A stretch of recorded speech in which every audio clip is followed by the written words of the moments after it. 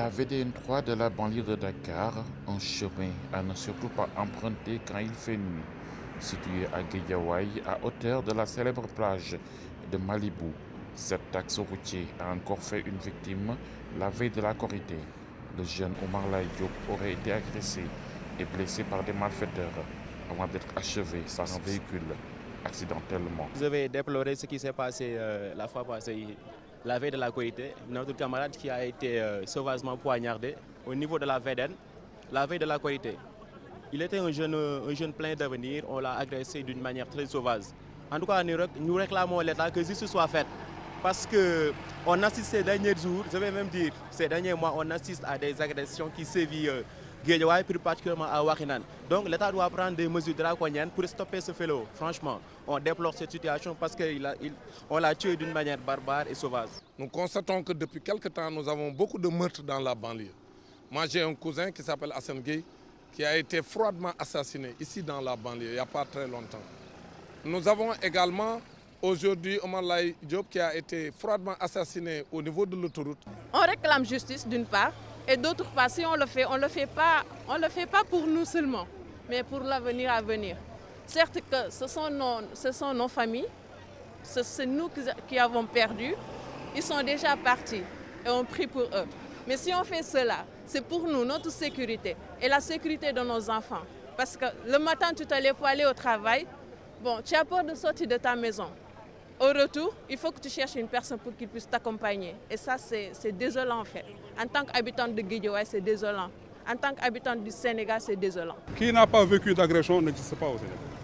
Qui ne l'a pas vécu n'existe pas. Ce jour-là, nous avons eu la malchance que cela est tombé sur notre fils. Ah oui, nous avons eu cette malchance-là, mais d'autres personnes l'ont subi. Et ils ont éprouvé cette même peine que nous. Beaucoup de gens, on a agressé leurs fils, leurs neveux. Des fois même des agressions mortelles.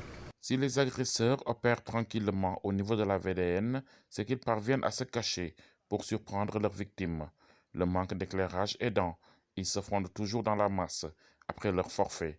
Une situation que déplorent de nombreux usagers de la route. Le premier acte de sécurité pour un pays, c'est d'avoir l'éclairage partout. Parce que quand les routes sont éclairées, quand les quartiers sont éclairés, ça participe à la sécurité des citoyens. Ici à Wakhinane, imaginez un quartier comme Wakhinane-Nimzat, l'électrification n'est pas assez. Les rues ne sont pas électrifiées, raison pour laquelle les malfaiteurs s'en profitent pour faire le sale boulot.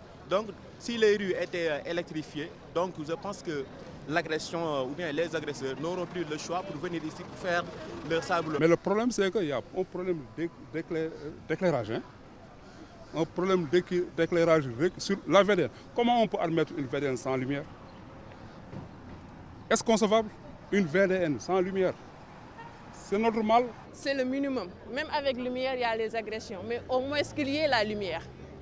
Qu'il y ait la lumière. Et s'il y a possibilité aussi de mettre à chaque 15 km des brigades pour que les policiers puissent s'installer là-bas, au moins ça peut rassurer la population sénégalaise. La police également est au banc des accusés. Selon les habitants de la zone, les forces de l'ordre ne sont pas suffisamment présentes pour décourager les malfaiteurs ou encore secourir aux besoins les victimes d'agressions. Exiger que vraiment ce qui se passe dans la banlieue puisse cesser. Nous considérons que le Sénégal est un pays indivisible. On ne peut pas assurer la sécurité dans les quartiers résidentiels et laisser les populations qui vivent dans la banlieue, dans la précarité d'abord et maintenant dans l'insécurité. Les policiers doivent faire le boulot, doivent faire le travail. Ils doivent assurer la sécurité des populations parce que ça dit, ils s'en profitent pour les manifestations pour assurer la sécurité. Et cette sécurité n'est pas assez. Donc ils doivent sortir, dénoncer cet acte. Franchement, j'ai le ras-le-bol, je crie mon ras-le-bol. Je suis vraiment meurtri, franchement parlant. On est des citoyens. Nous ne pouvons que faire que réclamer notre droit, si je peux l'exprimer ainsi. Il y a la police et la police gère notre sécurité. Donc c'est la police qui doit en plus développer et déployer beaucoup de moyens pour plus de sécurité pour la population. Insécurité, les gens disent insécurité, mais ce n'est pas totalement de l'insécurité provenant des forces de sécurité. Non, ils font leur travail, ils le font comme ils doivent le faire.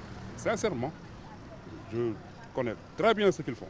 Les nombreuses agressions notées dernièrement relancent encore une fois l'éternelle question de la restauration de la peine de mort.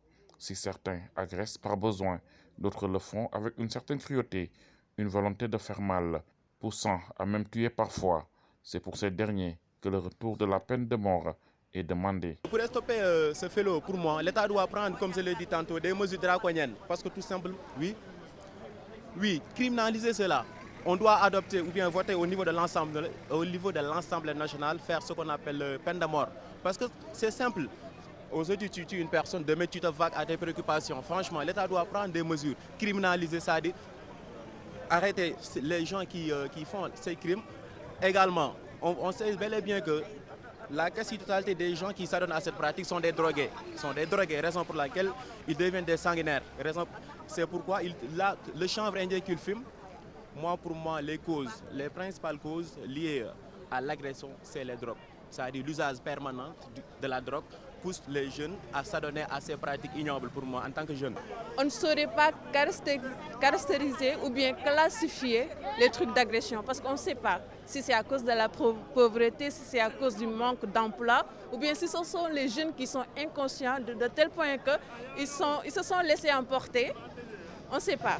En attendant de trouver une solution à cette insécurité, les piétons sont priés d'éviter certaines artères à certaines heures de la nuit.